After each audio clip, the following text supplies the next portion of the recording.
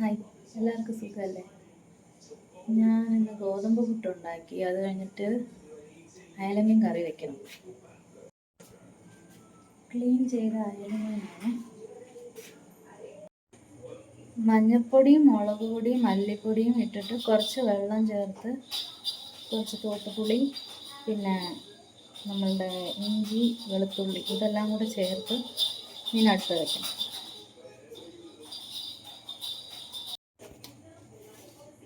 ഉപ്പ് ചേർക്കണം ആവശ്യത്തിന്.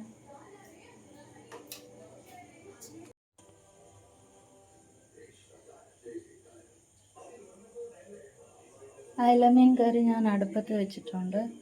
തേങ്ങ കൂടെ അരച്ച് ചേർത്തായിരുന്നു. തേങ്ങയും ഒരു ടൊമാറ്റോയും. Bye bye.